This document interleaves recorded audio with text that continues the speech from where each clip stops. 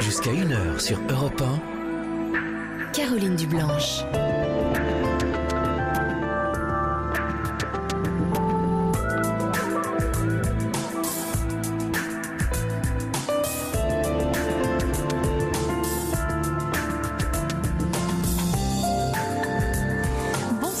Après cette soirée politique, la nuit est à vous maintenant sur Europe 1. Alors je compte sur vous pour la colorer au gré de vos désirs, de vos émotions, de vos états d'âme. La ligne est ouverte au 3921 comme tous les soirs jusqu'à 1h du matin. Sonia et Paul vont vous y accueillir avec la complicité de Philippe Chartier qui réalise l'émission. Et je compte également sur votre participation par mail europe1.fr, par SMS au 7 39 21 ou encore sur la page Facebook de l'émission. Merci encore pour toutes les adresses que vous nous avez communiquées hier soir à l'attention de Sylvia, dont le fils voulait faire une formation de soudeur. Soyez assurés que nous allons bien sûr lui transmettre toutes vos infos. Et puis j'ai également reçu un mail d'Anaïs, qui est directrice d'école depuis plus de 30 ans et qui réagissait au témoignage de cette maman qui nous racontait que sa petite fille de 7 ans était déscolarisée et que depuis son entrée en CP, ça avait été très difficile, qu'elle avait des troubles un peu relationnels avec les autres enfants, avec les enseignants et que donc actuellement cet enfant de 7 ans était déscolarisé. Anaïs nous dit en 30 ans, j'ai vécu 2 déscolarisations d'enfants. Cette mesure reste très exceptionnelle. Elle est décidée par les inspecteurs départementaux après beaucoup d'échanges avec la famille, l'équipe éducative de l'école, le médecin scolaire et le réseau d'aide de l'école. Et quand toutes les autres possibilités ont échoué, c'est une solution pour les situations extrêmes choisies dans le but de protéger l'enfant, de protéger les autres élèves et les adultes de l'école. C'est une mesure très douloureuse et compliquée pour les familles, bien sûr, et pour l'équipe enseignante aussi. Mais souvent, c'est un soulagement, même pour l'enfant, car c'est reconnaître sa souffrance et affirmer la priorité aux soins et l'urgence de la situation. Bien sûr, il faut gérer ceci avec beaucoup de délicatesse, mais il ne faut pas oublier que l'école est un lieu d'éducation et d'enseignement et non de soins. Elle peut guider les familles dont les enfants sont en grande souffrance, mais elle doit pouvoir fonctionner en tant qu'établissement scolaire. Cette petite fille apprécie certainement l'aide du service où elle se trouve actuellement. J'adresse toutes mes pensées et bon courage à sa famille. Je vous remercie beaucoup Anaïs pour ce mail parce que c'est vrai que ça apporte un éclairage bien sûr différent au témoignage de Bérangère que nous entendions hier et qui était bien sûr assez angoissée parce que sa petite fille est actuellement hospitalisée dans un service de pédopsychiatrie et donc prise en charge. On va pouvoir bien s'occuper d'elle et c'est important de mentionner cet élément dont que nous ne disposions pas aussi. Finalement, le fait de dire qu'à un moment, le soin est la priorité. C'est-à-dire que la scolarité, on pourra toujours récupérer après, mais quand l'enfant ou l'adolescent est en grande souffrance, la priorité, c'est de le soigner. Et peut-être qu'effectivement, à travers cette mesure, même si, comme vous le dites, elle est exceptionnelle, heureusement, et douloureuse, évidemment, ça peut permettre au moins une protection et une réelle prise en charge de l'enfant. C'est ce qu'on espère pour la petite fille de Bérangère, bien évidemment. Europe 1. Caroline Dublanche. Et tout de suite, c'est Pascal qui est avec nous. Bonsoir Pascal. Bonsoir Caroline. Bonsoir. Merci de me prendre à votre antenne. C'est un plaisir de vous accueillir. J'écoute votre émission très souvent que je trouve formidable. C'est gentil, merci. Voilà. Voilà, écoutez, voulez-vous que je me présente ? Oui, allez-y. Vous êtes bien, vous me semblez bien parti. Écoutez, voilà. Donc, je m'appelle Pascal. C'est vrai que j'ai pas eu une enfance comme les autres. À l'âge de 13 ans, je commence par le commencement. Alors peut-être que le plus simple, alors à ce moment-là, parce que je vois Sonia qui est là, qui se redresse un peu en régie. Avec elle, vous aviez été finalement assez droit au but en parlant de votre situation, plutôt conjugale qui vous préoccupe. Ça n'empêche pas que vous pouvez faire, bien sûr, des petits sauts dans le passé, dans votre enfance, dans votre histoire. Mais peut-être pour la compréhension de nous tous, c'est préférable de dire les problèmes que vous rencontrez actuellement dans votre vie de couple. Vous voyez, sinon voilà, on peut s'égarer. Écoutez, je vais vous suivre. J'ai vécu 22 années de bonheur avec ma compagne et elle m'a quitté il y a 1 an et sans me donner de raison, si ce n'est qu'elle m'a dit que son amour était parti pour moi. Et donc voilà, ça fait 1 an que nous sommes séparés. Oui. Et nous avons 3 enfants, 3 beaux enfants. Pour autant, ma compagne, enfin mon ex-compagne, devrais-je dire, prend soin de moi toujours. Elle s'inquiète pour mon linge, elle s'inquiète savoir si j'ai de l'argent. Enfin voilà, si vous voulez, c'est une séparation sans en être une. C'est un petit peu. Donc elle habite, elle est restée à proximité du domicile. Nous habitons à 10 km l'un de l'autre. Voilà. Ouais. Donc, pourquoi elle s'inquiète à ce point-là pour vous, au point de, un peu comme on le ferait avec une mère le ferait avec son enfant, de s'inquiéter, savoir pour son linge, si vous avez de l'argent. Vous êtes au chômage actuellement ? Oui, actuellement je suis au chômage. Pourtant j'ai un très bon métier, mais notre séparation m'a un petit peu, même beaucoup, mis sur les genoux. Et donc j'ai cessé mon activité professionnelle et puis j'accuse le coup. J'ai pas eu vraiment de raison très directe concernant notre séparation, si ce n'est que ma compagne m'a dit que son amour était parti pour moi. Donc voilà. C'est une raison douloureuse à entendre. Ouais, c'est vrai. Et pour autant, mais c'en est une quand même, et pas la moindre, non ? Bah oui, bien sûr. Et pour autant, on est sans cesse tous les jours à s'appeler, à s'écrire. Et c'est pas simple pour vous finalement, parce que vous avez du mal au fond. C'est ce qui fait que vous êtes un peu, outre le chagrin que vous pouvez éprouver, vous êtes finalement dans une incompréhension. Quand vous dites, vous ne comprenez pas pourquoi elle est partie. Oui. Vous dites sans raison, tout en ajoutant quand même que elle vous dit que son amour pour vous était parti. Oui. Mais vous continuez à avoir une très grande proximité. Exactement. Et ça vous perturbe, ça ? Eh bien, écoutez, oui, je consulte une psy qui me dit que au final, il faudrait peut-être qu'on coupe les ponts littéralement. Et forcément, étant donné que j'aime encore ma compagne, enfin mon ex-compagne, je ne louperais pas une seule seconde si je pouvais la voir.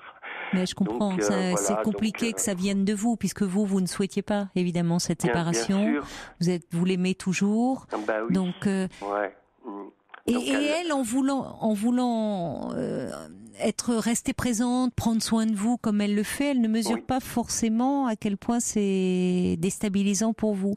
Parce que elle peut rester, d'ailleurs c'est pas qu'elle peut, visiblement elle est toujours attachée à vous. Il y a toujours un attachement qui demeure, elle est soucieuse de vous, elle s'inquiète pour vous. On peut demeurer attaché à quelqu'un que l'on a aimé, mais en n'étant plus amoureux finalement de lui. Elle lave mon linge. Ah oui, c'est incroyable, vous me faites rire mais vous n'avez pas de machine à laver ? Ben alors? Mais elle me fait des courses. C'est incroyable. Elle me demande si j'ai assez d'argent. Enfin, vous voyez. Oui, mais comme si vous me dites que vous avez 3 beaux enfants, comme si vous étiez le 4e, là. Oui, puisque ma compagne, elle a été au vu du passé que j'ai eu. Oui, c'est pour ça que vous vouliez me parler de votre histoire un peu compliquée. Elle a été à la fois mon infirmière, puisque j'ai été malade. Elle a été à la fois ma mère et puis elle a été à la fois ma compagne. Oui, d'accord. Donc vous voyez. Oui, donc elle lâche un des rôles, mais celui de compagne, d'épouse, mais celui de mère et d'infirmière, ça elle maintient. Elle est toujours présente à son poste. Hein. Voilà. Parce que c'est incroyable, je sais pas quel âge vous avez, Pascal, mais j'ai 49 ans. 49 ans, mais d'accord. Donc, vous voyez, même vous, enfin, vous me dites, elle s'occupe de moi, elle lave mon linge. En général, vous avez atteint un âge où son linge, on le lave plus en famille, on s'en occupe soi-même. Mais ça me fait tellement plaisir qu'elle le fasse. Ben oui, bien sûr, c'est une petite marque encore, d'attention. Mais alors, parce que elle s'occupe encore de toute l'intendance de la maison, puisque quand vous dites qu'elle fait des courses, ou alors les enfants sont partis vivre avec elle. Je suis totalement autonome. Hein. Je sais faire la cuisine. C'est bien. J'ai nos enfants 3 jours par semaine, puisque nous n'étions pas mariés, donc on n'a pas eu la malchance de devoir aller consulter un juge aux affaires familiales, etc., etc. Oui. D'emblée, c'est elle qui m'a dit écoute, tu prends nos enfants 3 jours par semaine. Donc, je suis très chanceux par rapport à bien d'autres auditeurs qui doivent nous écouter et qui, dans leur séparation, ont un droit d'accès à leurs enfants, peut-être un week-end par mois. Oui, où il y a où parfois ça se termine, enfin on est obligé d'en passer par le juge pour régler les différends. Bien sûr, donc bien sûr qu'il y a un côté on va dire comme si la séparation se passait en douceur, mais pas tant que ça finalement, parce qu'on voit bien que c'est jamais simple. Finalement, vous pouvez vous dire par rapport à d'autres, il n'y a pas la déchirure, mais vous savez que parfois c'est plus simple. Alors je ne parle pas pour la question des enfants, parce que quand on en arrive à se déchirer autour des enfants et que les enfants font les frais, bien sûr que ça c'est préférable d'éviter. Mais parfois il vaut mieux une séparation d'un point de vue psychologique où on est dans une phase presque où il y a une vraie rupture, où on est dans la colère, où on peut ressentir de la haine, où on peut se sentir trahi, parce que au moins les choses sont plus claires. Elles évoluent au fil du temps. Bien sûr que si on reste des années après toujours enfermé dans de la haine, dans de la colère, c'est une cause de souffrance. Alors que là, vous le dites, c'est dès vos premiers mots. Vous êtes un peu perdu. C'est-à-dire que elle se sépare de vous, mais elle continue à prendre soin de vous, à veiller sur vous, à être, semble-t-il, assez présente dans votre quotidien. Vous voyez à quel rythme ? On s'est encore vu tout à l'heure, Tous les jours, vous voyez ou presque ? Pratiquement, ouais. En tout cas, on s'écrit et on s'appelle tous les jours, ça c'est sûr. Hein. Donc voilà. Comment voulez-vous pour vous, c'est quand même... Pour elle, c'est plus simple. D'un certain point de vue, c'est-à-dire que elle est attachée à vous. Elle a pour vous toujours beaucoup de tendresse, beaucoup de soucis, beaucoup de sollicitude. Elle n'arrive pas à vous lâcher au fond. Elle continue son rôle de mère. J'ai envie de dire, elle se comporte comme une mère là, avec cette histoire de linge, de courses, de se soucier si vous avez de l'argent. Mais pour vous, c'est très compliqué parce que vous l'aimez encore et vous l'aimez comme un mari aime sa femme. Et oui. Elle ne m'aime plus. Voilà. Alors ça, c'est douloureux et ça sème la confusion, je trouve malgré tout, parce que en la voyant, comme ça presque tous les jours, elle qui reste proche de vous. Au fond, ça vous dire mais pourquoi on s'est quitté, pourquoi elle m'a quitté, et ça ne vous permet pas de commencer, j'ai envie de dire un peu à faire un travail, oui, un peu d'éloignement, de séparation, même à lui en vouloir un peu, ce qui aide par moment, la colère peut aider. Alors que là, vous pouvez pas lui en vouloir parce qu'à la fois elle vous quitte, mais elle continue à prendre soin de vous. Ouais, c'est une personne formidable. C'est d'autant plus difficile de lui en vouloir, voyez. Et certes, ça n'enlève. C'est là où je rejoins totalement l'avis de votre psy. C'est qu'il faudrait peut-être, justement, à ce moment-là, même lui en parler. C'est-à-dire lui dire c'est compliqué pour vous, cette situation. Ouais, je sais. Mais je dois vous avouer que je n'ai pas le courage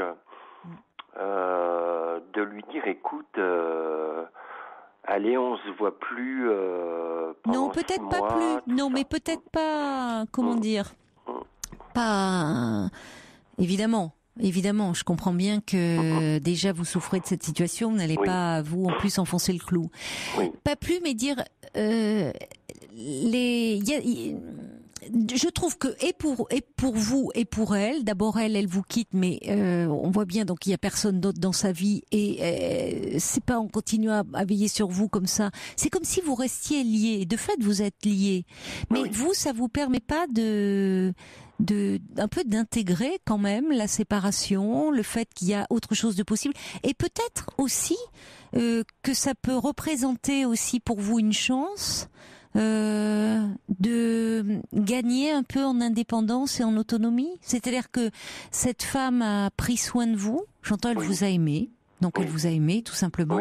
Mais en plus de vous aimer en tant que femme, elle a pris soin peut-être de l'homme blessé que vous étiez, de par votre histoire. Enfin, et en cela, bon, cette relation a pu aussi beaucoup vous faire avancer, vous faire grandir, et peut-être que là c'est une autre étape. Vous savez, c'est aussi dans ces moments les séparations nous permettent aussi de grandir. Hein. La vie est faite de séparations. Et peut-être que vous me dites, vous avez 49 ans, mais après l'âge de l'état civil ne veut pas dire grand-chose. Mais que, bien sûr qu'il y a un bénéfice à rester comme ça un peu dans cette situation de dépendance. Quelqu'un qui vous materne, qui prend soin de vous. Mais au fond, c'est toujours compliqué d'être dans cette dépendance-là. Oui, alors Caroline, je tenais à vous dire que j'ai eu conscience un peu de ça.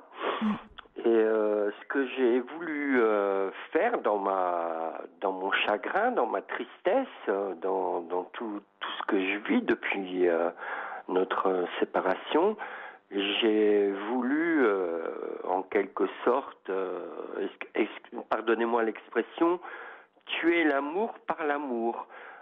Et donc je me suis inscrit sur un site de rencontre. En pensant que j'arriverais à toujours entre guillemets oublier ma compagne pour en rencontrer une autre.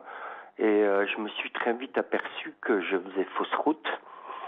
Donc je me suis désinscrit très vite de ce site, pourtant avec lequel j'avais quand même pas mal de contacts. Mais c'est bien, ça veut dire que vous savez, il y a une partie de vous qui sait bien se protéger.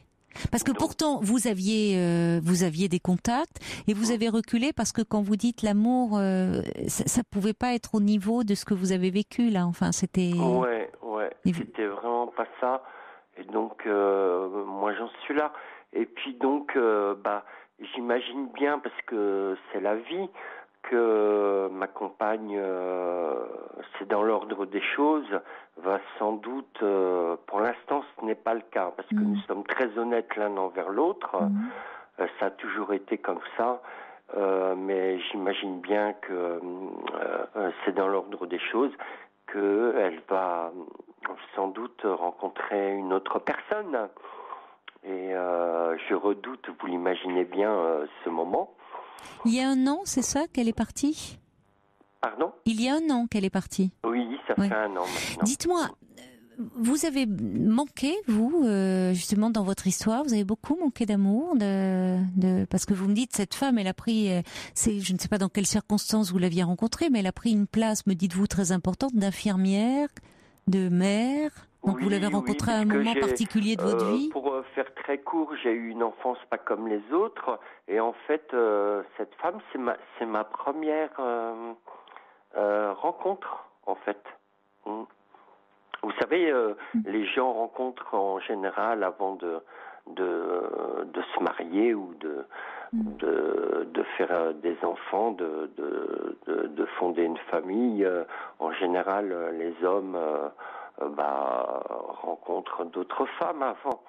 Mais ma compagne, c'est ma première. Donc vous avez rencontré assez tard finalement, vous aviez 29 ans. Non, j'avais 26 ans. 26 ans. Voilà, ouais. D'accord. Puisque j'étais en milieu carcéral jusqu'à l'âge de 26 ans. Et donc, voilà. Donc, j'ai fait des études. Je me suis aperçu que Elle ne vous a pas connu lorsque vous étiez incarcéré. C'était après. Pas du tout. D'accord. Non, et c'est quoi? C'est une adolescence un peu difficile, un peu qui vous a mené en milieu carcéral.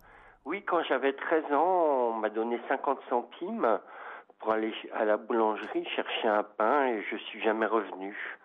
Et donc après, qu'est-ce qui s'est passé si c'est pas un détails, quoi, mais bon. Et donc voilà quoi. Bon, après c'est évidemment ça serait peut-être trop long à expliquer. Oui, voilà, oui. Et vous étiez dans un milieu familial où il y avait beaucoup de carences, on s'occupait pas de vous. Exactement, oui. Très violent, etc. Donc voilà. Oui, donc pour la première rencontre que vous avez faite, c'était la bonne, dites-moi.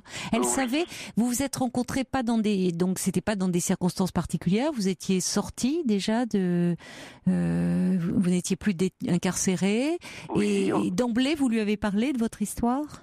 Oui, on s'est rencontrés à l'université. D'accord. Et on a eu le coup de foudre, et voilà. C'est une belle histoire. Ouais.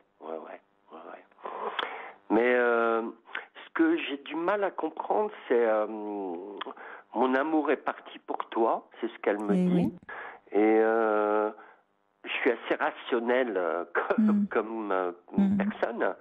Et j'ai toujours besoin d'avoir, pas un calcul forcément mathématique, mais disons que voilà, j'ai toujours quand même besoin d'avoir une raison. Je sais bien que lorsque l'amour naît, il y a la passion.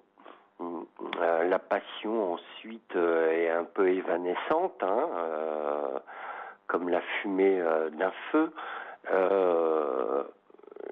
Et voilà, j'ai du mal à accepter tout ça. C'est toujours, ça fait partie des choses les plus douloureuses qui soient, d'accepter que l'amour puisse ne pas durer, et que la personne avec qui cette femme, on sent à quel point elle est importante pour vous, à quel point elle est aussi idéalisée, et dans les faits, elle a su prendre soin, elle a su vous aimer à tous les sens du terme, et prendre soin de vous. Donc évidemment que ça ne peut être que douloureux quand elle vous dit, avec délicatesse d'ailleurs, que son amour pour vous est parti, mais elle conserve. Il y a aussi dans ce lien, on ne peut pas l'expliquer ça. Pourquoi l'amour, à un moment, l'amour au sens du sentiment amoureux, de l'amour qu'on peut ressentir pour une autre personne. Il y a quelque chose qui demeure, c'est-à-dire qu'elle vous a beaucoup materné, cette femme. Oui, beaucoup, et ça, énormément. Ouais. Et elle continue dans ce registre-là. Oui.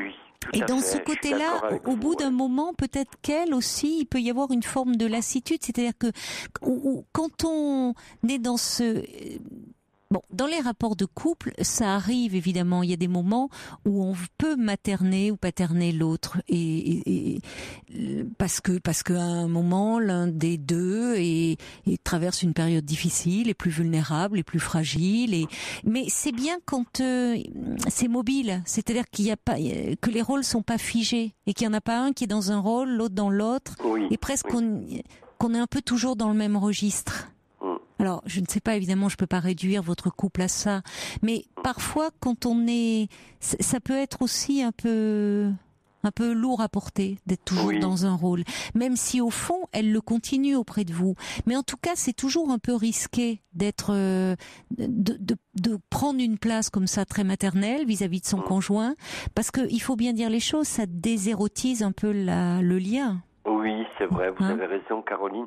Et d'autant plus, je voulais rajouter une chose à ce que vous dites, c'est que et je l'avoue et je l'assume complètement, je n'ai pas su, durant toutes ces années, apporter la sécurité.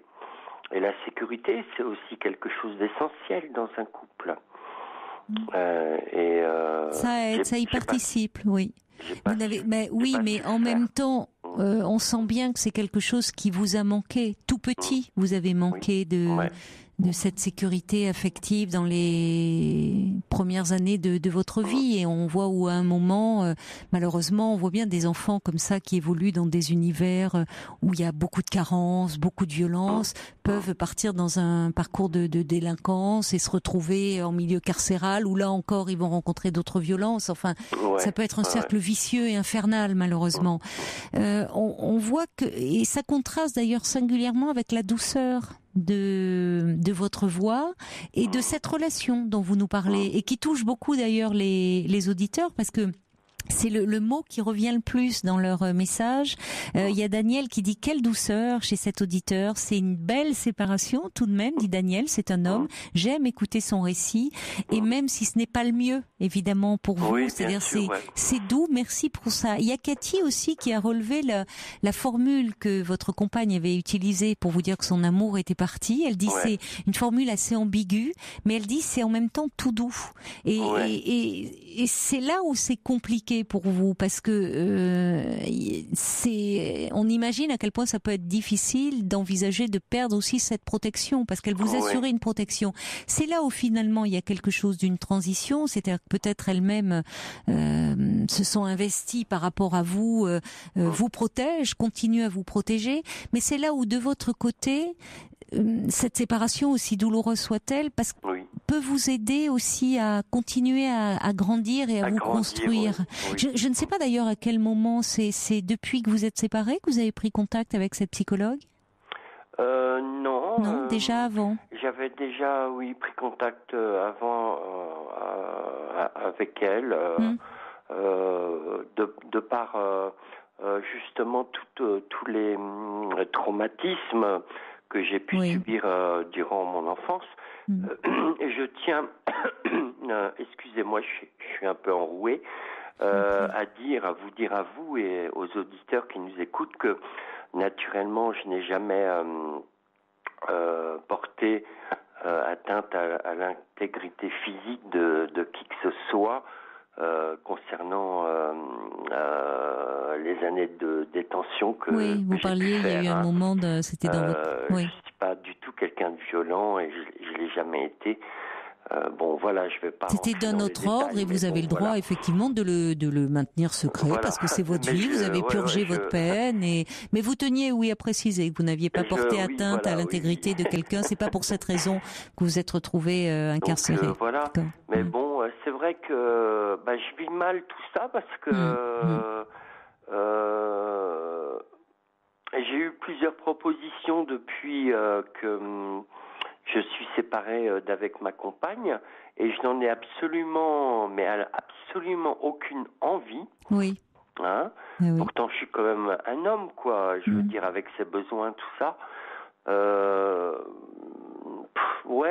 Mais c'est plus des besoins de l'enfance qui ressurgissent, là. J'ai vraiment pas besoin de ça, quoi. Non, mais je trouve finalement très intelligent, enfin c'est très sensé, très lucide de votre part, de prendre conscience de ça. Ça pourrait vous abîmer au fond, ces rencontres où il y a chez vous actuellement une telle attente, c'est encore l'occasion de travailler, de revenir sur ces blessures comme ça, de votre enfance, de votre adolescence. Et c'est en ça qu'on peut toujours continuer à grandir. Parce que de toute façon, je vais vous dire, ce lien que vous avez avec votre compagne, il y a quelque chose qui demeurera de cette relation. Oui, je sais. Et là où c'est compliqué pour vous et où je rejoins bien sûr votre psychologue, c'est-à-dire ça serait mieux pour vous, ça serait préférable de moins la voir et de commencer même à pouvoir lui dire mon linge, mes cours, je vais m'en occuper. Commencez petit à petit, voyez, à prendre de l'autonomie dans votre vie, même si là c'est un prétexte pour maintenir le lien. Mais pour après vous retrouver, mais sans que ça soit douloureux pour vous. Parce que, à mon avis, ce lien demeurera. C'est-à-dire, elle, de son côté, on voit bien qu'il y a quelque chose qui, peut-être parce qu'elle se sent coupable aussi, par rapport à vous, comme si elle avait le sentiment de vous laisser, livrée à vous-même. Bon, je sais pas ce qui se passe dans sa tête à elle, mais il peut y avoir quelque chose de cet ordre-là. Et vous, pour souffrir moins, et de toute façon, par rapport à votre histoire, il est important que vous preniez un peu d'autonomie, c'est-à-dire parce que vous vous rendez compte que le travers serait effectivement vous avez dit tuer l'amour en retrouvant l'amour, mais quelle forme d'amour? L'amour finalement il y a de l'enfant en vous, alors vous n'irez en chacun de nous, mais enfin qui crie là, qui crie famine, qui a besoin de sécurité, d'attention, de protection, alors ça prend du temps de réparer tout ça, mais on peut y arriver, on peut le surmonter, et ça vous aidera aussi à vous sentir plus entier, plus libre finalement aussi, parce que moins dépendant. Et de toute façon, Et je pense, on peut toujours se tromper, mais je pense que ce lien très fort qui vous unit à cette femme, et on voit toute cette tendresse qui demeure entre vous, restera d'une part parce que déjà vous avez ces enfants dont vous êtes les parents. Et aussi, c'est important pour vous aussi par rapport à l'image que vous renvoyez à vos enfants en tant que père, de pouvoir être plus autonome, plus adulte aussi dans votre vie. Vous voyez, donc là où vous avez raison, c'est que pour le moment, les sites de rencontres, ça aurait pu être une façon de vous perdre. Eh ben, écoutez, je m'en suis aperçu très vite. Oui, c'est là où vous êtes très lucide, vraiment. Écoutez, je vous remercie, Caroline. Et il y a quelqu'un qui dit en bonne intelligence, gardez un lien, vous allez le garder, mais continuez à grandir pour être plus heureux et ouvrez-vous à la vie finalement. C'est aussi, vous voyez, sortir un peu de cette dépendance. Il y a Coco qui vous dit, souhaite plein de bonnes choses, bon courage. Elle dit, je souhaite que vous puissiez réparer cette enfance et votre cœur d'homme, et elle vous embrasse très chaleureusement. Je vous remercie. Et il y a Coco qui dit, d'ailleurs, je comprends pourquoi cette femme reste très attachée à vous, parce que vous êtes très attachant, elle compatit à vos douleurs. On a beaucoup de messages dans ce sens-là. C'est vrai que beaucoup à tous. Il y a quelque chose dans votre personnalité de très attachant. Mais si vous voulez, là où je disais que les séparations nous aident à grandir, c'est que si elles nous ramènent vraiment à nous-mêmes et à ce qui reste un peu blessé en nous, et donc en travaillant un peu sur ces pans de notre personnalité qui parfois sont complètement en friche, au fond, ça permet de grandir. Et donc d'être quand même plus libre. Je vais continuer mon chemin. Oui.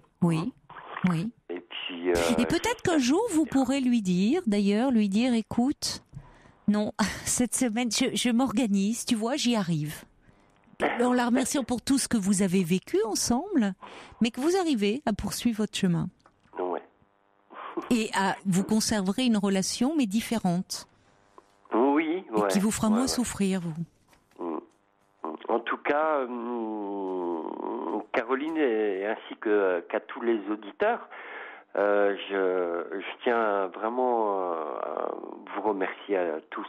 Voilà. Ça m'a fait extrêmement de bien de pouvoir vous parler.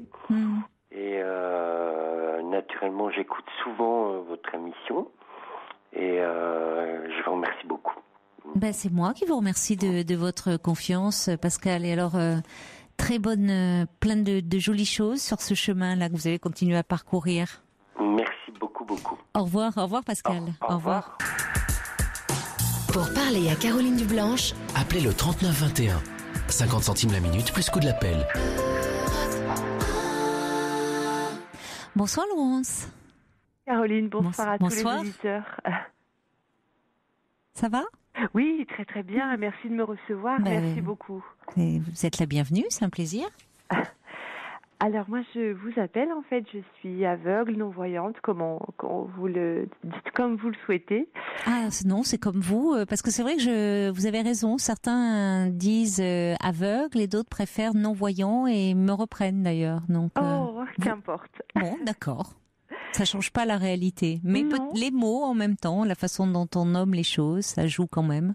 C'est vrai, ça peut. Mais d'emblée, vous posez le cadre, hein, je dirais, puisque vous intervenez dans les écoles, justement, je crois, pour sensibiliser à ce handicap. Oui, je sensibilise dans les écoles, effectivement, auprès d'enfants qui sont à partir du CE2, qui sont un peu moins autocentrés et qui s'ouvrent vers l'autre. Oui. Mais je m'aperçois que quand je m'adresse à des adultes, eh bien, il y a énormément encore de méconnaissances, malheureusement. On pense encore que nous avons un sixième sens, que nous avons une médiumnité éventuelle.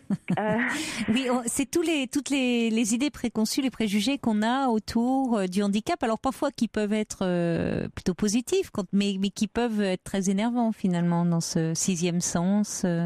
Exactement, et puis ou alors c'est complètement l'inverse. On va vous dire vous vivez dans un centre pour handicapés. Donc on passe finalement sans cesse plus on rencontre de gens qui connaissent pas, de l'idéalisme à la moins que rien. Et j'avoue que j'ai fait un travail sur moi, j'ai fait 8 ans d'analyse et vous savez très bien comme moi qu'une analyse se continue en permanence. Mais malgré tout, j'en souffre. Alors je réponds toujours volontiers. J'ai parfois aussi la sensation de sensibiliser tout le temps. Et après les gens après me connaître, mais il faut tout le temps recommencer. Et je dirais, j'ai envie de dire ce soir aux gens, observez avant de poser toutes les questions qui vous viennent, même si on a de moins en moins de tabous, et c'est très bien. On vous répondra toujours si on est suffisamment disposé à le faire, mais observez, faites preuve de bon sens, et je dirais que c'est comme avec toutes les différences que vous pouvez rencontrer. Là, je suis intervenue dans une école, dans une classe Ulysse, handicap intellectuel, je ne connaissais pas. Eh bien, j'ai fait tout simplement preuve d'observation d'abord. Observation, ça peut vous paraître un petit peu... ça peut paraître un peu antagoniste, en tout cas c'est paradoxal, mais... Non, parce qu'on peut observer différemment que par les yeux. Souvent d'ailleurs, oui, ça peut même... ça peut finalement occulter plein de choses si on ne se fixe que sur notre vision. Exactement, c'est ça. Donc je voulais passer ce petit message ce soir. Mais alors vous intervenez parce que vous faites partie d'une association. Je trouve ça formidable puisque je trouve que pour faire évoluer finalement le regard sur le handicap, il faudrait commencer assez tôt et justement à partir des enfants, parce que les enfants n'ont pas tous les a priori que l'on peut avoir après adulte autour du handicap. Et donc je trouve formidable, je savais pas que comme ça il y ait des interventions dans les écoles pour parler du handicap et pour permettre finalement aux enfants d'approcher cette réalité-là. Et d'ailleurs, finalement, vous avez dit d'emblée que c'est avec les adultes que vous rencontrez le plus de difficultés. Pas les enfants, c'est plus direct peut-être, c'est plus simple, non, dans les questions qu'ils vous posent. Plus direct, c'est plus spontané, beaucoup moins d'appréhension. Et effectivement, quand on agit avec naturel, et finalement, c'est vrai qu'en devenant adulte, on le perd. Et je pense que vieillir sans être adulte, Jacques Brel le disait. Et moi, je dirais vraiment garder cette part d'enfance parce qu'elle nous aide pour plein de choses. Elle nous aide pour l'ouverture à l'autre, elle nous aide pour l'ouverture dans différentes passions qui naissent. Et quand on garde cette petite flamme, eh bien on peut allumer plein de belles choses autour de soi, quoi. En tout cas, dans votre voix, il y a vous avez une voix extrêmement chaleureuse et profonde. Vous avez une très très jolie voix. Je vous en remercie. Non, mais alors, je ne sais pas justement les questions que vous pose le plus quand vous intervenez à partir donc du CE2. Quelles sont les questions des enfants, les premières questions qu'ils vous posent en général? Alors, c'est des questions parfois géniales. Est-ce que tu peux conduire? Elle revient très souvent parce que l'enfant part de lui-même. Oui. Que les parents les accompagnent partout, en dehors de l'école. Comment tu fais pour manger? Voilà, ce qui les oui, du intéresse. pratique, c'est très concret en fait. C'est très concret, absolument, bien sûr. Une petite fille m'a demandé une fois, mais comment tu fais pour retrouver ton lit? C'est mignon. Voilà. C'était son angoisse à elle. Oui. Et j'ai trouvé que c'était, moi je trouve toujours intéressant, voilà. Puis après on a plus des questions sur l'écriture, comment se déplacer. Oui. Et puis on intervient donc avec des chiens guides, on montre le déplacement avec la canne blanche et ils se guident aussi eux-mêmes. Hein, et après ils guident leurs enseignants, les directeurs d'école. Donc c'est vrai que j'invite toutes les personnes qui sont suffisamment à l'aise avec leur handicap, si bien visuel que autre, hein, à faire ce travail, si on peut dire, même s'il est souvent bénévole, à pouvoir intervenir dans un cadre, dans différents ateliers, dans des écoles, dans le milieu scolaire. Mais c'est formidable que ça se fasse, parce que je pense que c'est comme ça que les choses évolueront. Parce que malheureusement, après, on a beau s'en défendre, quand une personne a un handicap, on voit ce qui lui manque. Oui. Il y a quelque chose de l'ordre de la peur, enfin, donc on voit ce qui lui manque et on ne voit pas tout ce que. Du coup, c'est très réducteur parce qu'on ne voit pas on ne la voit pas elle, sa personnalité, ce que l'on voit quand on fréquente après la personne et qu'on crée un lien, une relation. Finalement, après, on ne voit plus le handicap. C'est vrai, ça on me le dit souvent, on l'oublie. On l'oublie. Et même d'ailleurs, quelqu'un en fauteuil, on arrive à ne plus voir. On arrive à ne plus voir le fauteuil même. C'est-à-dire parce qu'on est avec dans cette personne et on aime cette personne pour tous les. Enfin, d'ailleurs, toutes les qualités qu'elle a, parfois ses défauts aussi, enfin. Bien sûr. Et dans ce que vous disiez, c'est intéressant parce que soit c'est très idéalisé, les adultes, donc le sixième sens, la médiumnité, ou alors vous êtes ramené à une infirmité, à tout ça, moins que rien, enfin, une incapacité. Et ça montre à quel point nos peurs finalement entre ceux qui disent je pourrais pas, moi j'y arriverai pas, ou alors du coup pour compenser il faudrait des pouvoirs extraordinaires. Oui. C'est ça. Puisqu'en fait, c'est vrai que le handicap visuel, c'est un peu il n'y a pas le miroir de l'âme. Donc, c'est renvoyé aux peurs immédiates. Donc ça, j'ai travaillé dessus et j'arrive à le retourner, si vous voulez. Si bien, en entreprise, que pareil, quelqu'un qui est très, très angoissé, lui-même, ça va lui faire très, très peur parce que ça le renvoie à ces angoisses-là. Quand on arrive à dépasser cela, c'est vrai qu'on a fait un chemin pour moins souffrir. Mais quand même, quand même, il reste des souffrances que j'arrive à dépasser sur le moment, hein, face à la personne, à l'expliquer, etc., à réexpliquer. Mais quand je rentre chez moi, j'ai mal. Honnêtement, j'ai mal. Bien sûr. Alors, voilà.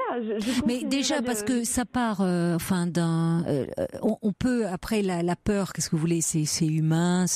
Mais après, on peut quand même prendre sur soi et on n'est pas obligé. Enfin, vous voyez, il y a un minimum de délicatesse, qui fait qu'on balance pas comme ça sa peur en pleine figure. Donc, alors ceux qui, même si je comprends que ça vous agace, mais ceux qui vous prêtent des pouvoirs de médiumnité, bon, c'est une façon. Au moins, ils essayent de quelque chose par rapport à leur peur de d'embellir une réalité. Mais ceux qui vous renvoient à quelque chose de l'ordre de l'infirmité, bon, ils peuvent, s'ils le pensent déjà, bon, mais enfin, qui se taisent, ils sont pas obligés de vous le balancer en pleine figure. Ah, mais je suis d'accord, et c'est souvent d'ailleurs auprès de témoins. C'est sûr. Mais vous savez, souvent, quand on nous prête ces talents médiumniques, etc., cette médiumnité, les gens on leur dit, mais non, ils sont déçus, c'est incroyable. Ah, mais c'est incroyable.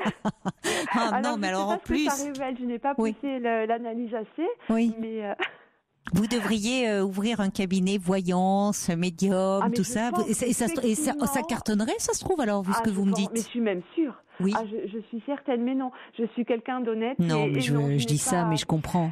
Mais parce que souvent, quand on entend les gens dire, on les questionne un peu, souvent parmi les grandes peurs, c'est que le handicap, ça serait ne plus voir. Bon, il y a plein de choses évidemment derrière cette peur. Oui, c'est le premier. Oui. Alors que bon, après, évidemment, mais les surdités profondes,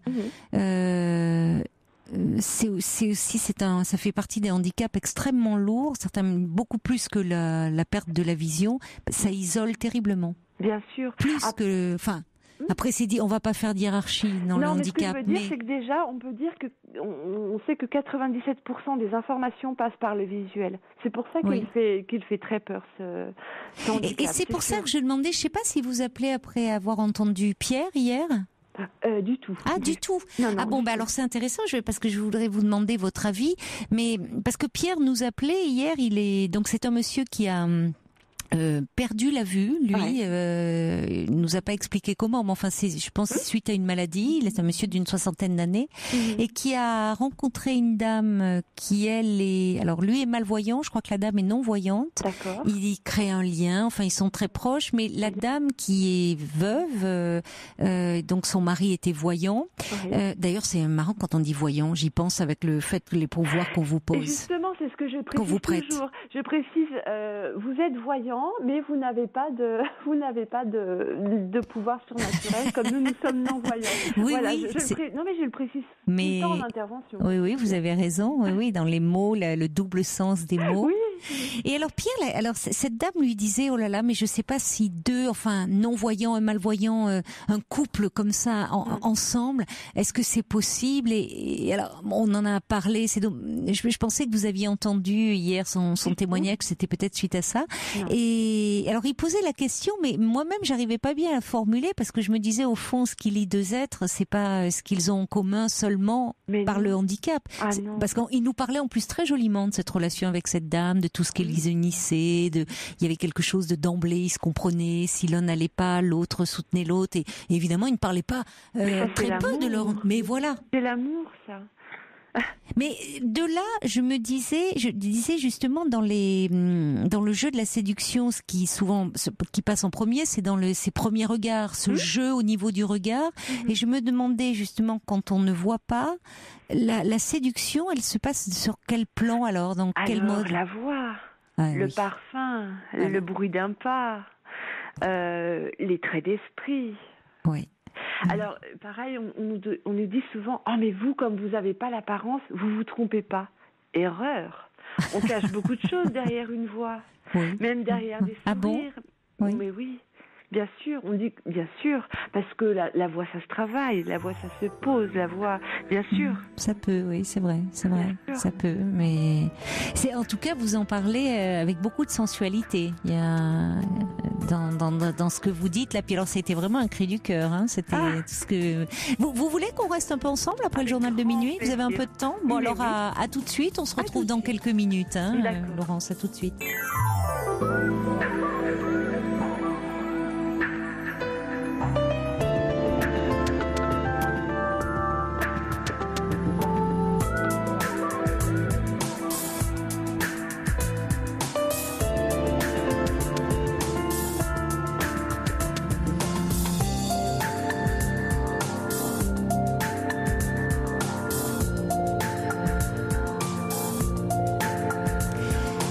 À vos côtés jusqu'à 1h du matin pour faire reculer les ombres qui vous empêchent peut-être de trouver le sommeil. Alors ne restez pas seul avec vos peurs, vos angoisses, vos interrogations.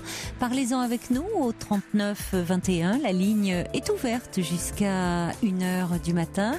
39 21 pour me parler, mais aussi pour réagir aux différents témoignages si vous le souhaitez. On va retrouver tout de suite Laurence. Vous êtes là, Laurence? Oui, je suis avec vous. Merci d'avoir patienté. Alors, j'ai beaucoup de messages là qui me sont parvenus pendant le journal.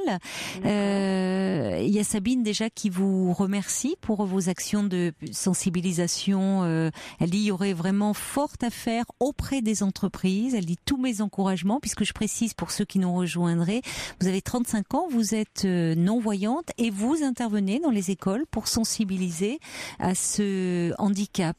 Et justement, à ce propos, il y a une auditrice, je crois que c'est Bernadette, mais j'en suis pas... Si, c'est Bernadette qui aurait aimé savoir pour quelle association vous intervenez, si c'est possible pour vous là. Bien sûr, c'est une association auvergnate, Braille et Culture. D'accord. Et après, beaucoup d'autres associations le font en France. Braille et Culture, au départ, adapte des sites culturels pour les personnes, que ce soit des musées, avec des audioguides ou du braille, et également à cette possibilité de sensibilisation. Voilà. Mais c'est vrai que beaucoup d'autres associations nationales le font. Et je crois que chaque association, chacun peut apporter sa petite pierre dans différents domaines, que ce soit effectivement le domaine du handicap, le domaine de la sécurité routière, enfin toute la citoyenneté, je dirais, autour de l'enfance, ce qui pourrait les faire devenir des adultes responsables et un peu moins ignorants, quoi, vis-à-vis des autres. Il n'y a pas que souvent les professeurs disent les programmes sont chargés. Oui, mais au-delà des programmes, il y a la vie à côté de l'école. Ah oui, non, mais c'est pour ça que c'est formidable que ça ce que vous faites là, tout ce travail auprès d'eux. Il y a Lily d'ailleurs qui donc est handicapée moteur en fauteuil roulant et qui travaille auprès d'enfants et d'adolescents et elle dit que leur spontanéité, leur joie de vivre est pour elle une grande source d'énergie. Ah, c'est rayonnant, c'est vrai. Elle a raison. Et alors il y a aussi un petit message Facebook d'André. André est une auditrice qui dit quel dynamisme dans la voix de votre auditrice, joli moment de réflexion sur le handicap et l'observation aussi est sur l'enfance. C'est Orchidée, en fait, voilà, qui envoie ce petit message. Il y a également, alors, vous parliez des a priori qu'on avait autour du handicap. Parmi ceux-là, alors il y a Michel qui est non-voyant. Il dit, mais quand même, les plus grands accordeurs de piano sont non-voyants, les masseurs aussi. Alors, je ne sais pas ce que vous en pensez. Alors, je dirais que nous utilisons les autres sens davantage, puisque il nous en manque un. Oui. C'est évident. Donc, on les développe. Oui. Mais tout le monde pourrait les développer. Oui. Voilà, c'est tout simplement, c'est pas quelque chose en plus, c'est quelque chose de davantage développé.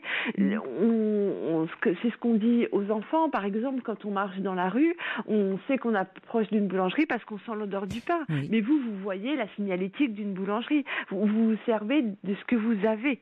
Et le cerveau, d'ailleurs, est très bien fait pour cela. Quand on met un bandeau sur les yeux, eh bien, directement, les pieds vont avoir le sens du toucher. Il va se mettre en place pour reconnaître les différentes structures que l'on a au sol et pour garder l'équilibre, tout simplement. C'est vrai ce que vous dites. C'est en regardant, essentiellement. Oui, c'est vrai. Et c'est vrai que le cerveau, pour ça, compense quasi pas immédiatement, mais enfin, il y a quelque chose qui se met en place très rapidement. Après la sidération, tout à fait, oui. Il suffit de faire cette expérience, comme vous dites, les yeux bandés, pour tout de suite retrouver d'autres sensations. C'est pas un hasard, d'ailleurs, si ça peut être un jeu érotique, d'ailleurs, quand on parlait des stimulations des autres sens. Il y a quelqu'un qui dit, alors c'est une auditrice c'est Fabienne. Elle dit qu'elle est suivie par un kiné qui est aveugle, dit Fabienne, et elle dit vraiment tous les patients ne jurent que par lui, et elle dit qu'il a des talents exceptionnels. Bon, peut-être que s'il avait été voyant, il aurait développé ces mêmes talents, on ne sait pas, mais mais oui. Il y a Didier qui parle de la saga Star Wars et que le Jedi Obi-Wan Kenobi prétend philosophiquement, que les yeux ne voient que la surface des choses. Il y a aussi, c'est Franck qui dit, au moment des Jeux paralympiques, il avait été frappé par la réflexion d'un sportif qui disait, oui, pendant les JO, on braque l'objectif sur ce qu'on sait faire, alors que dans la vie courante, on nous regarde surtout pour ce qu'on ne peut pas faire. Franck dit, ça m'a touché, cette réflexion. Et c'est vrai. Par contre, les Jeux paralympiques, ça serait déjà super qu'ils soient en même temps que les Jeux olympiques, soit disant passant. Oui. Et c'est vrai que on a accès à davantage de disciplines maintenant, tout en ayant une adaptation derrière et des gens qui nous aident humainement à le faire. Mais on n'est pas tous des sportifs. Déjà, on n'est pas tous des sportifs et pas tous des sportifs de haut niveau. Mais comme quelqu'un de voyant, je veux dire. Bien sûr. Oui, ça c'est clair.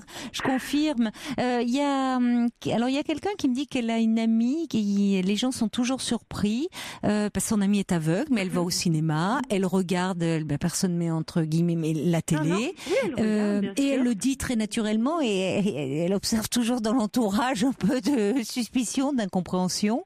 Et alors elle parle effectivement des livres de Jacques Lucéran et La lumière fut. Bien sûr. Alors que vous connaissez évidemment. Vous. Oui. Alors moi j'avoue que je ne connaissais pas et j'ai découvert cet auteur à travers le livre de Jérôme Garcin qui est magnifique. Le voyant. Il écrit magnifiquement. Oh là, Jérôme Garcin. Alors là évidemment il n'y a rien à ajouter. Il écrit divinement. Mais alors ce livre sur cet homme m'a particulièrement touchée. Quelle joie de vivre, oui. Oui.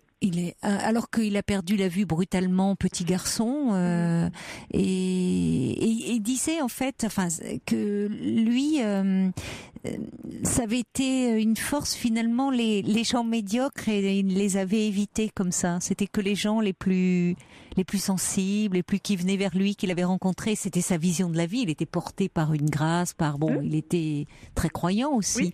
Mais qu'au fond, même déjà à l'école, ses camarades, ceux qui se sont approchés de lui, pour eux, il avait apparemment besoin évidemment d'être accompagné.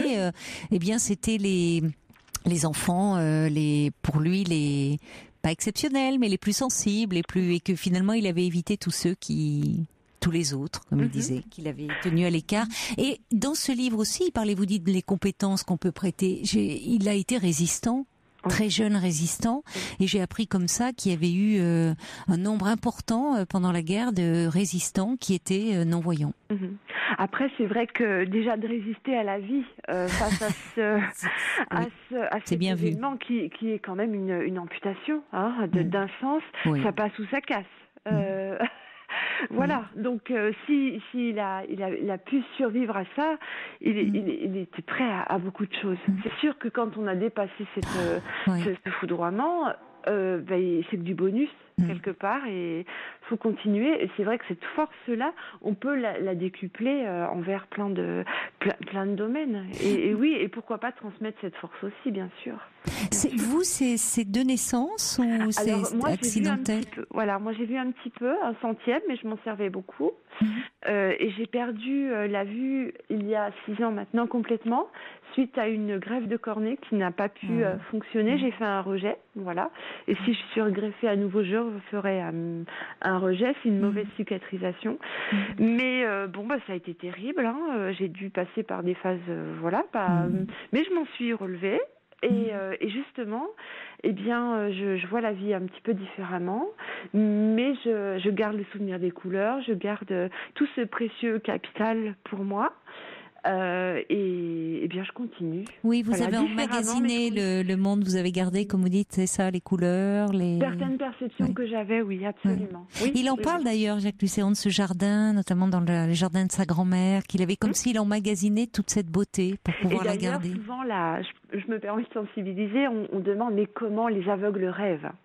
Alors les aveugles qui ne voient pas du tout, un rêve finalement c'est le cerveau qui prend les éléments du réel pour en faire ce qu'il a besoin d'en faire.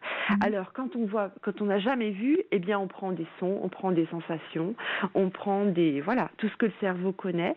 Et quand on a vu un peu, et quand on voit un peu, le cerveau, très très longtemps, moi je connais une dame qui a 83 ans, qui a perdu la vue à 25 ans, elle rêve toujours en couleur. Donc le cerveau, il se souvient, voilà.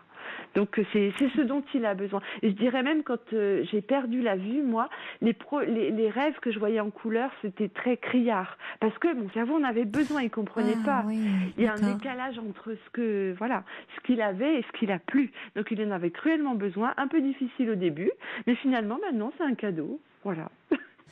Oui, c'est incroyable. Oui, c'est-à-dire qu'il y a des moments où donc vous rêvez, vous continuez à rêver en couleur, et d'autres moments, c'est les autres sens qui reprennent le dessus. Exactement, c'est ça. Oui. Ça dépend les pièces qu'il a connues, mon cerveau, les pièces qu'il a connues en voyant un petit peu, il va les voir, et ce qu'il connaît pas, il prend autre chose. Mais qu'on voit ou qu'on voit pas, les rêves sont toujours très très très très beaux. Et quand on ne voit pas, on a effectivement les autres sens qui se développent, même dans les rêves, je dirais. Et il y a une douceur parfois incroyable. Ah oui ? Oui. Ah oui. Oui. Une douceur par rapport aux autres sens, vous voulez dire, ou quelque chose de... quelque chose qui est palpable par différemment, et c'est une bonne surprise aussi quelque part. Et heureusement, hein, le rêve est là pour combler un manque. Le rêve est là, voilà. Et comment ça, c'est merveilleux. Je dis heureusement qu'on a ça. Je trouve qu'on vit une vie en parallèle, moi. C'est pour ça que j'aime tant dormir. Parce que... Non, mais je trouve on vit vraiment. C'est comme une autre vie qui nous est donnée, parce que je trouve quand on a la chance. Il y a des gens qui disent qu'ils se souviennent pas de leurs rêves, mais quand on se souvient de ses rêves, je trouve ça formidable. Quand on y a accès, c'est vrai. Oui, c'est une vie parallèle. Et alors, après, vous me parlez de l'analyse. Donc, c'est vrai que quand on est en analyse, du coup, il y a quelque chose que l'on travaille aussi. Enfin, il y a quelque chose qui réémerge. Et donc, c'est un vrai matériau, hein, Bien sûr. Le rêve. En tout cas, on vous écouterait, je trouve que vous en parlez, ça fait du bien de vous entendre en parler, parce que vous en parlez de façon très simple, il y a un côté très pédagogique, très simplement, vous posez des questions qu'on n'oserait peut-être pas vous poser, donc on se rend compte que c'est aussi quand même sans mauvais jeu de mots, une vision du monde qui est différente quand vous parlez c'est les rêves en couleur ou pas, donc c'est d'où l'importance d'informer aussi. Peut-être parce que plus on est informé, au fond, plus on peut parler, y compris de ce qui nous fait peur, plus ça fait reculer ces peurs-là. Oui, mais moi je dirais, avant tout, intéressez-vous quand vous voyez une personne qui ne voit pas, qui vous semble ouverte, qui vous semble... intéressez-vous à ses passions, intéressez-vous à ce qui pourrait être en commun. On n'est pas là que pour sensibiliser. C'est ça que je voulais dire. Je le fais volontiers, bien sûr, comme toutes les personnes, mais je partage, j'aime l'équitation, j'aime courir, j'aime faire du tandem. Il y a plein de choses qu'on peut pas. On sent qu'il y a, alors vous parlez d'une vitalité, il y a une personnalité derrière. On ne peut pas vous réduire, vous. Alors bien sûr, la radio, c'est ce qui est magique aussi. On se laisse porter par une voix. Et croyez-moi, votre voix, c'est Alain Delille qui dit, je confirme, Laurence a une voix très très sensuelle. Les auditeurs se laissent vraiment porter par votre voix. Mais on entend bien quand on vous entend parler, votre sensibilité. Enfin, il y a plein de choses qui émanent de vous. Ou malheureusement, justement, quand on a la personne en face de soi, on la réduit à ce handicap alors qu'elle est 1000 fois plus que ça. Peut-être ou pas d'ailleurs. Hein. Bien sûr, il faut pas non plus. Vous voyez, moi aussi, je repars dans l'idéalisation, ce qui n'est pas forcément une bonne chose. En tout cas, j'ai reçu tellement de messages. Je suis désolée, je vais pas pouvoir tous les lire. Oui, Willy, qui disait vraiment qu'il a été ému aussi par votre témoignage. Je crois que j'ai quand même un peu résumé, un petit peu fait le tour. Et puis j'espère en tout cas que Pierre, qui nous a appelé hier et qui nous parlait de cette dame rencontrée via l'émission et de se demandant si leur histoire était possible, il vous aura entendu, et puis surtout cette dame, parce que peut-être que ça lui permettra aussi de dépasser ses peurs par rapport au couple qu'il pourrait avoir envie de former, mais où cette peur de mettre en commun des difficultés liées à leur handicap, pourrait faire obstacle. Quand on vous entend, ça lève vraiment les derniers obstacles. Je pense que l'amour peut, au-delà de tout. Oui. C'est vrai que vous avez le regard des familles, vous avez le regard des amis, on s'en fiche. Si on aime, on aime. On a envie de retenir ces paroles-là, mais quand même un dernier message encore de Michel qui dit « Je travaille le piano avec un bandeau sur les yeux pour justement mieux développer mon oreille. » Et Michel qui ajoute « Laurence est d'une grande et belle intelligence et il vous laisse son numéro en antenne si vous voulez converser avec lui. » Merci beaucoup. Merci beaucoup Laurence, c'est un plaisir vraiment de parler avec vous. Je vous embrasse. Au revoir. Au revoir Laurence. Et c'est maintenant Jean-Claude qui est avec nous. Bonsoir Jean-Claude. Oui, bonsoir Caroline. Je me permets de vous appeler là. Bon, d'abord, je voudrais saluer l'auditrice d'avant, Laurence. Elle a un courage magnifique, cette dame-là. Déjà, belle personnalité. La féliciter pour ça. Merci, merci pour elle. Moi, je vous appelle parce que j'ai un petit souci avec ma fille. Oui, qu'est-ce qui se passe? Bon, alors le problème, c'est que il y a il y a à peu près 3 ans. Bon, elle est sortie du collège. Elle avait passé son brevet, tout ça. Elle était admise dans un lycée et elle a fait une phobie du lycée par la grandiosité, par le monde qu'il y avait. Donc, elle a fait un gros blocage. Elle est sortie du collège. Alors qu'au collège, ça se passait plutôt bien. Ah oui, tout à fait, oui, mais parce que c'est une très bonne élève. Hein. D'accord. Et là, dès que je l'ai déposée devant le lycée, demi-heure après, elle m'a rappelé, il faut venir la chercher parce qu'elle était figée, tout ça, bref. Et donc, elle fait vraiment un refus. Suite à ça, on a contacté des services sociaux, des infirmières, psychologues, tout ça. On avait réussi à avoir des études à domicile par le CNED. Oui, elle a été déscolarisée, et donc vous avez repris les études par le CNED, quoi, en fait. Elle a suivi sa scolarité de cette façon-là. D'accord. Voilà. Ensuite, mais ça n'a pas tenu, ça a duré 3-4 mois, puis après elle a décroché de nouveau à la maison. À savoir qu'avec sa maman, on est séparés. Depuis quand? Donc, depuis longtemps? Ah oui, ça fait 8 ans qu'on est séparés.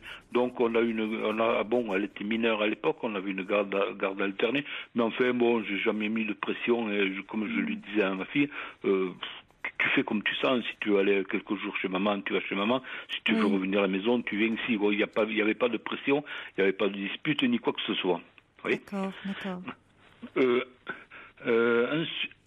Ensuite, je pense que dans sa tête, elle a fait un peu le bilan, qu'elle a perdu une année scolaire. Et on a fait un peu le tour avec sa maman, on a fait un peu le tour des lycées, qu'est-ce qu'elle voulait faire, tout ça. Et puis, il y a 2 ans, on l'a inscrite dans une école privée à Carcassonne, qui est très bien d'ailleurs. Oui.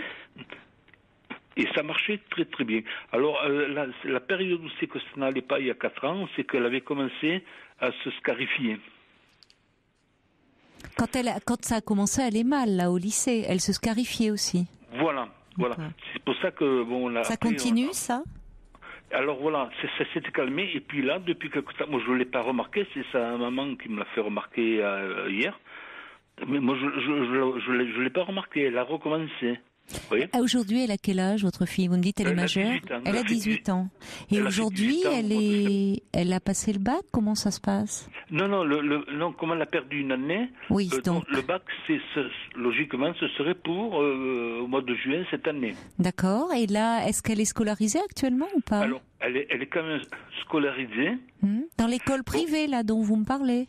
Voilà. D'accord. Et puis, elle est rentrée en contact avec sa professeure principale, le philo, avec qui elle s'entend très bien. C'est bien, en plus, prof de philo, ça aide à vivre aussi, la philo. Ouais. Enfin, ça traverse toutes les grandes questions, évidemment, existentielles. C'est bien qu'elle ait cette relation-là privilégiée. Tout à fait. Donc, sa maman y a été au rendez-vous qu'elles se sont donnés. Moi, j'y ai pas été parce que, elle n'a pas demandé à ce que je sois là, mais malgré que je m'entende bien avec ma fille. Ça s'entend, on sent que vous êtes un papa très impliqué, là. C'est bien. Oh oui, à fond. Oui, oui, ça s'entend. Ouais. Donc, en fait, elles se sont échangées les numéros de téléphone, tout ça, avec sa prof principale. Donc, à partir de demain, elles vont se contacter par Skype. Oui. D'accord. Donc, elle a été déscolarisée. Pour le moment, vont passer les vacances, là, tout ça, déscolarisée. Sa prof principale va lui faire parvenir les cours. Mais alors, c'est ça que j'ai du mal à suivre. Elle est déscolarisée à nouveau? Pourquoi? Parce qu'elle... Non, elle n'est pas déscolarisée. Elle a, un papier médical. Un certificat médical, mais pourquoi? Parce qu'à nouveau, elle ne peut plus aller en cours? Oui. Voilà. Mais depuis combien de temps? Ça recommence, là? Comment? Ça recommence, donc? Ça recommence. Cette phobie-là. Ouais. Ça recommence, mais c'est moins puissant qu'il y a 3 ans quand elle était en lycée, vous voyez? Tant mieux. Et alors, qu'est-ce que vous envisagez alors, là? Parce que la prof principale va lui faire parvenir les cours. Vous espérez que ça soit ponctuel? Disons que, d'après ce que sa maman m'a dit, avec l'entretien qu'elle a eu avec son professeur, oui.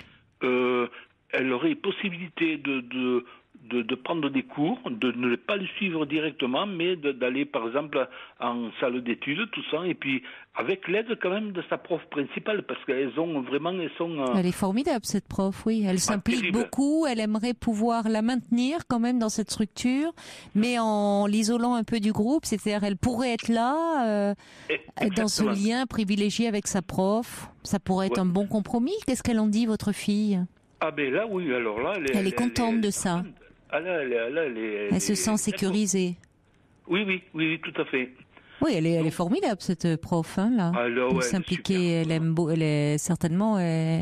votre fille, elle a envie qu'elle réussisse. Elles ont un feeling tous les deux qui passe bien.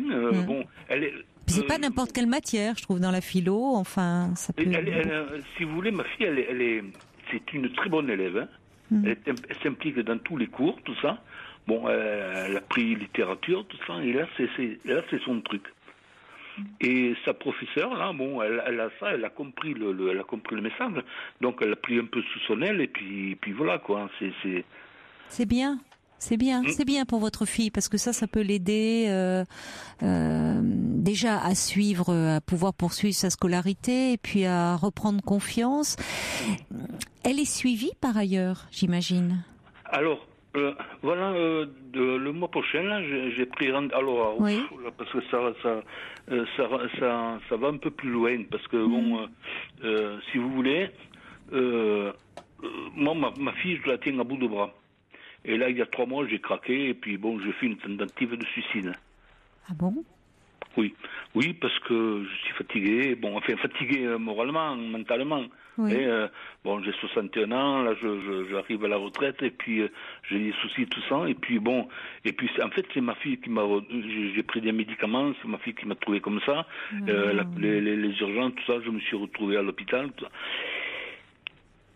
Et puis je sais plus pourquoi je vous dis ça.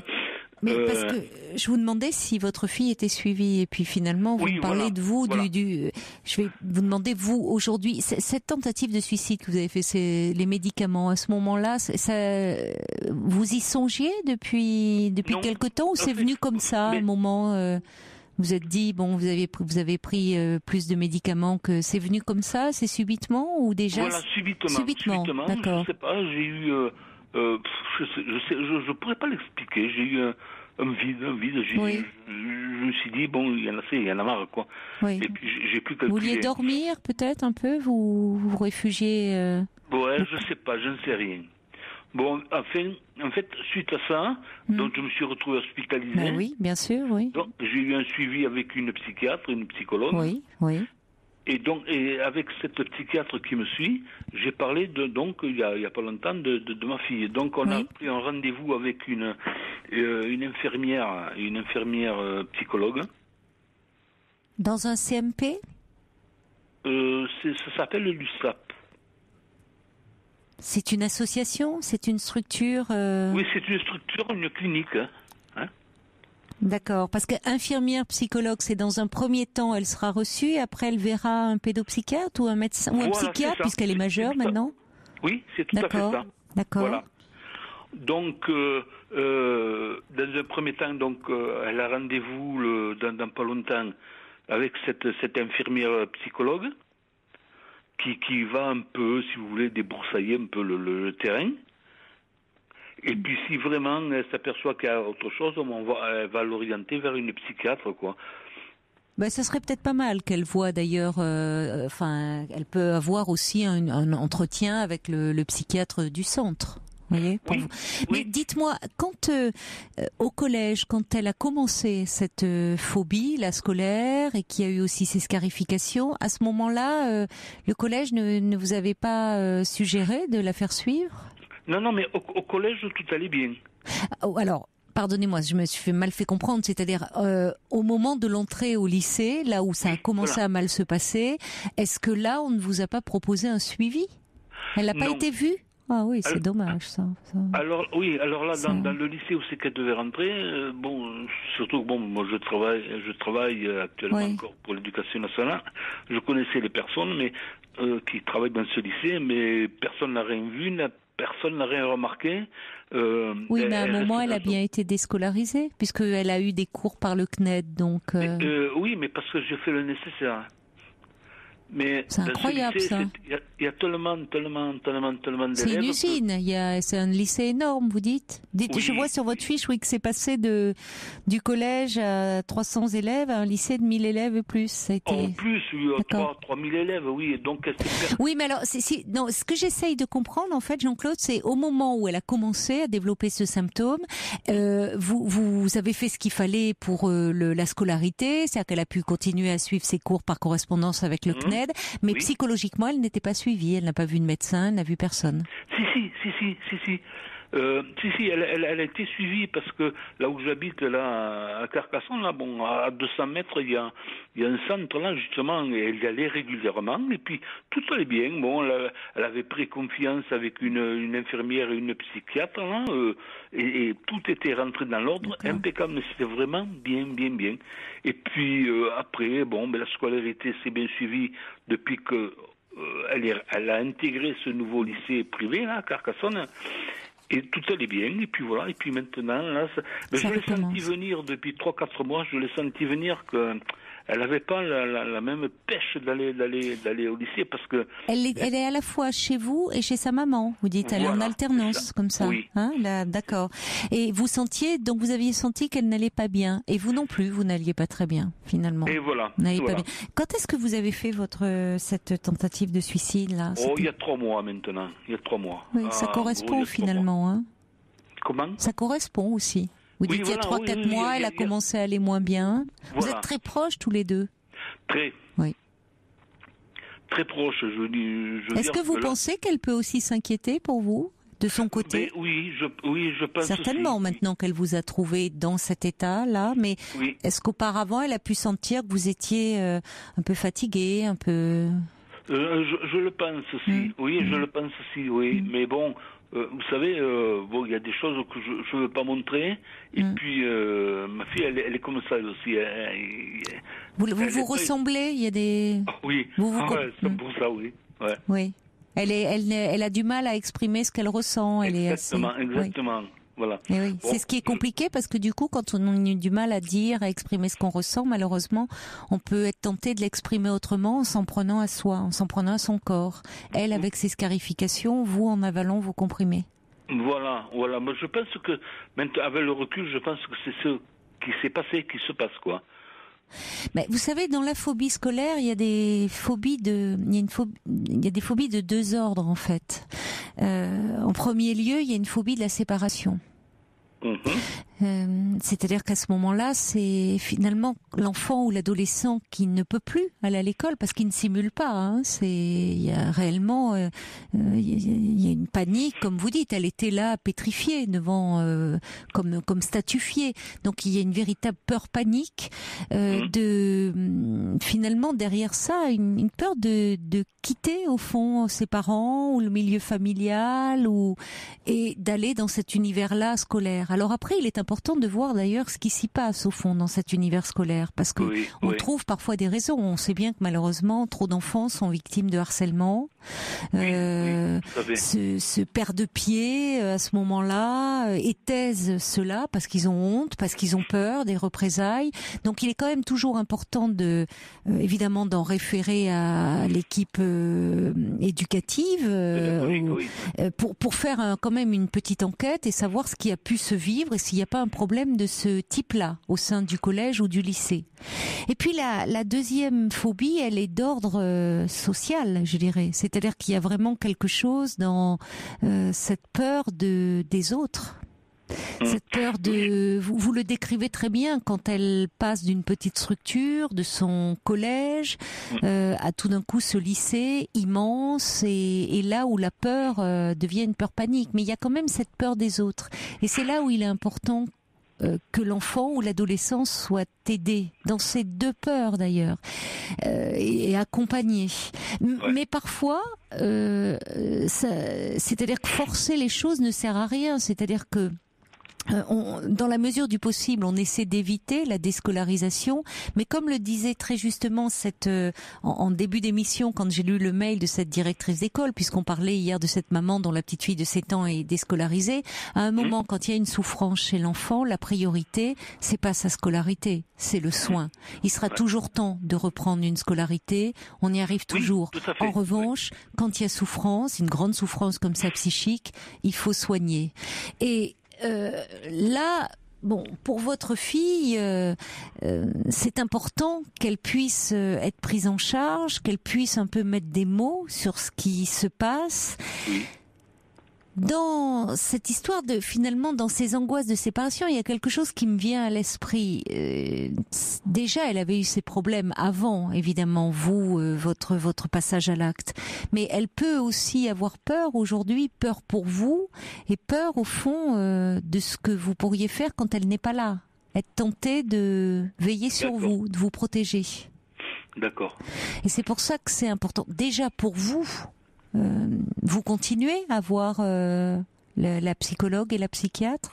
Ah oui, c'est bien. Oui, moi je la suis régulièrement. Vous arrivez mieux à dire tout ce qui ne va pas, parler de ce vide, parce que vous me dites vous portez votre fille à bout de bras, c'est ce qui a pu déclencher une grande fatigue chez vous, une fatigue physique et morale, mais il y a aussi peut-être des choses en arrière-plan qui faisaient que dans votre vie, ça faisait... Mais vous savez, je vais vous dire une chose, moi, là actuellement, j'ai 61 ans passés, je travaille depuis l'âge de 16 ans, et je travaille dans un collège, et là je suis fatigué. Je comprends. Voilà, et puis bon... C'est quand vous devez être à la retraite quand, là, ça devrait... parce que je pourrais être à la retraite maintenant, mais si vous voulez, je reculais chaque fois, mon départ à la retraite, parce que je me disais, bon, si ma fille va aller au bac, elle va aller en fac, tout ça, il va falloir assumer tout ça. Et puis bon, le fait de partir à la retraite, quand on a un coup de ciseau dans notre salaire, des fois c'est... Bien sûr qu'il y a des aides à droite à gauche, mais bon, des fois ça suffit pas. Et là, je baissais les bras et j'en peux plus, quoi. C'est votre santé avant tout. Voilà. C'est pas parce qu'elle a besoin de vous, mais elle a besoin aussi d'avoir un père qui tient le coup. Si c'est un père qui s'effondre, et donc à un moment vous dites écoutez, franchement, Jean-Claude, vous travaillez depuis l'âge de 16 ans, vous en avez 61 ans, franchement, je comprends que vous soyez fatigué, que vous ayez besoin de vous reposer aujourd'hui. Ah oui, c'est clair. Et ce serait bien mérité. Et vous travaillez dans le collège où était votre fille ? Non, dans un autre collège à Carcassonne. Là, bon. Est-ce qu'elle a pu sentir, est-ce qu'elle savait, elle est intelligente, votre fille, réaliser qu'au fond, elle vous sentait fatigué, ou peut-être elle a pu vous entendre en parler, mais que vous continuez parce que vous voulez lui assurer un avenir? Non, mais elle le sait, on en a discuté tous les deux, et bon, elle le sait. Parce que c'est étonnant que parallèlement, elle peut plus aller en cours, il y a quelque chose en elle qui peut plus aller en cours, alors que c'est une très bonne élève, mais comme si elle était bloquée. Ouais, c'est une très bonne élève. Si elle a le sentiment... Elle le sait. Je lui dis, moi, tant que je peux travailler, je veux le faire pour toi, quoi. Bon. Mais là c'est trop haut, il faut vous occuper de vous, là. Ouais. Là, vous allez donc vous êtes en arrêt maladie actuellement? Là, oui, j'ai demandé un congé de longue maladie. C'est bien, vous avez bien fait. Voilà, et puis bon, il faut vous retaper, il faut reprendre des forces, là, physiquement et moralement, vous occuper de vous. Et ça peut d'ailleurs avoir aussi de son côté, votre fille va avoir un lieu où elle va être accompagnée, suivie, pouvoir parler peut-être de ses peurs et de ses angoisses. Et peut-être qu'il y a des choses qui vont s'entrecroiser. Peut-être qu'elle se sent aussi un peu responsable de vous. Responsable, c'est que je suis tout le temps présent pour elle, mais responsable, non. Oui, mais est-ce qu'elle veut pas être présente pour vous? Est-ce qu'elle a pas, elle en a reparlé de quand elle vous a trouvé comme ça, non. Elle peut pas en parler. J'évite d'en parler. Et elle n'en parle pas. Et non, parce que. Et votre femme, votre ex-femme, qu'est-ce qu'elle en dit? Votre ex-femme, qu'est-ce qu'elle en dit? Rien? Le seul truc qu'elle m'a dit, on se voit très rarement, elle m'a dit, Maëva, elle a été très, très, très choquée. Oui, je suis désolé, quoi, mais bon, Mais vous savez, des fois, dans ces moments-là... On réfléchit plus, bien sûr. Non. Bien sûr. Non, là, il y a quelque chose vraiment d'une pulsion. Ouais. Moi, je discutais avec ma psychiatre, elle m'a dit surtout n'écoutez personne de votre entourage, parce que quand vous vous retrouvez seul, et il arrive un moment donné où c'est que vous êtes déconnecté, et que voilà, c'est comme ça. Et puis personne ne peut vous comprendre parce que ils ne sont pas dans votre état, sur le moment. Non, mais bien sûr, on ne peut. C'est compliqué. Vous pouvez parfois avoir des réflexions où les gens ne le font pas volontairement, mais qui peuvent vous blesser ou vous heurter. Évidemment, quand on en arrive à avoir ce type de comportement, c'est qu'on n'en peut plus et on ne pense pas aux proches, aux autres. Enfin, c'est qu'on est dépassé. Donc évidemment, même si vous aimez énormément votre fille, et ça s'entend à travers tout ce que vous nous dites d'elle, on sent à quel point vous êtes un père aimant et présent. Mais là, à ce moment-là, il y avait que votre mal-être, que votre souffrance. Bon, aujourd'hui, ce qui est bien, c'est que vous arrivez à en parler, ça vous permet finalement, voyez, de prendre soin de vous, aussi de vous occuper de vous à travers cet arrêt maladie.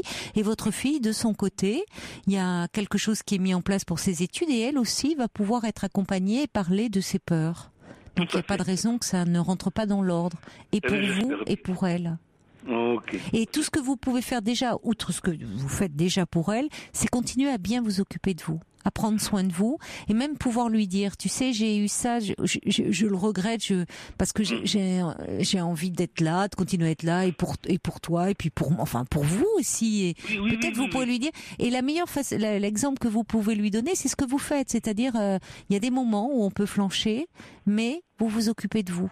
C'est pas à elle de veiller sur vous. D'accord. Okay. Bon, continuez à faire attention à vous, alors, Jean-Claude. Je vous remercie beaucoup. C'est moi qui vous remercie de votre confiance. Oui, tout à fait. Oui. Eh bien, écoutez, je vous souhaite une bonne soirée. Et puis, moi aussi. Bonne nuit à vous, Jean-Claude. Allez, merci, au revoir. Bonne soirée, au revoir. Au revoir. Pour parler à Caroline Dublanche, appelez le 3921. 50 centimes la minute, plus coût de l'appel.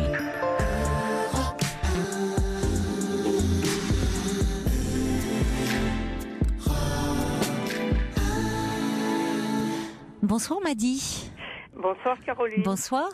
Je suis très heureuse que vous me preniez. Je vous en prie. J'ai vu votre petite fiche et puis voilà. Alors je vois que vous vivez seule et c'est un peu compliqué en ce moment. Je vivais seule jusqu'à l'automne. Oui. Et je suis donc j'ai 90 ans passés. Oui. J'ai toute ma tête. Ah ça, oui, je l'entends, oui. J'ai toujours craint d'avoir un AVC et effectivement, j'ai fini par en avoir un, mais transitoire. Ça a été vite. Oui, léger finalement. Il ne vous a pas laissé de séquelles importantes, trop, non, en tout cas. Peut-être de la fatigue, un peu. Ça m'a fait très peur. Ça, je veux bien vous croire, ma pauvre. Et puis, mais ça va. Mais alors depuis. Mes enfants, j'ai 2 fils, mais qui n'habitent pas sur Paris, qui ne sont pas loin, mais qui ne sont pas sur Paris. Et ils ne veulent plus que je reste seule la nuit. Parce que dans la journée, je ne suis pas toute seule. Vous avez une auxiliaire de vie? Oui, j'ai quelqu'un avec moi. J'ai une amie qui reste beaucoup avec moi aussi. Et bon, alors dans l'urgence, c'est une amie qui est venue coucher avec moi depuis que je suis rentrée de l'hôpital. Elle est formidable, cette amie. Oui, elle est charmante, parce qu'elle travaille en grande banlieue. Oui. Et donc, si vous voulez, elle habitait à côté de son travail. D'accord. Alors que là, moi, je suis dans Paris. Elle est obligée de partir à 7h du matin. Elle revient à 7h le soir. Ah oui, elle vous aime beaucoup, alors. Oui, vous comptez beaucoup pour elle. Mais ça ne peut pas durer. Évidemment, oui, elle va se fatiguer, elle, à son tour. Elle est déjà fatiguée. Oui. Et alors, je dois vous dire, Caroline, que j'ai été mariée pendant 66 ans avec un homme charmant. Oui. On s'est toujours bien entendu. On a eu, comme tous les couples, pas des problèmes entre nous, mais des problèmes de santé, de travail. Enfin, on a eu. On s'est toujours très bien entendu. Oui. Et il est mort en août 2012. Il est mort dans mes bras, on s'y attendait pas du tout. 3 jours avant, il conduisait encore sa voiture. Et ça m'a fait un choc.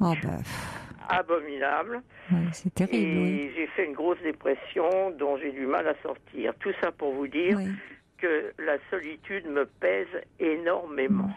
Je suis malheureuse d'être seule. Je ne veux pas, je suis, paraît-il, une grand-mère parce que j'ai des petits-fils qui ont 25 ans. Ah oui, si vous le dites. Et alors, vous êtes, ça veut dire quoi? Que vous restez très branché sur le monde? Je pense que je suis jeune bon, mais si vous voulez, le ressort a été un peu cassé avec la mort de mon mari. Ça, je comprends, c'est un choc. Je me suis retrouvée seule devant mon assiette. Alors, je me suis mariée avec lui, j'avais 19 ans. Oh là là, oui, c'est ça qui est, comme vous dites, 66 ans de... Oui, 66 ans de vie. Voilà. Alors, je cherche, évidemment, mais mon rêve, on peut toujours rêver, même à 90 ans. Bien sûr, et comment? Mon rêve, ça serait une mamie, enfin, une dame à la retraite, qui est entre, je sais pas, 65 et 70 ans, parce que j'ai une belle-fille qui a 70 ans, parce que j'ai eu un premier enfant, j'avais 20 ans. Elle a 70 ans, elle est très bien, elle pète le feu, elle est bon.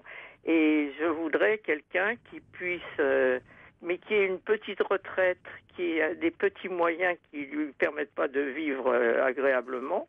J'habite dans Paris et il n'y a rien à me faire, si vous voulez, que de coucher là, de m'aider le soir à dégrafer mon soutien-gorge. Parce que j'ai du mal. Oui, c'est pas facile, vous savez, même quand on a quelques années de moins, c'est vrai. Voilà.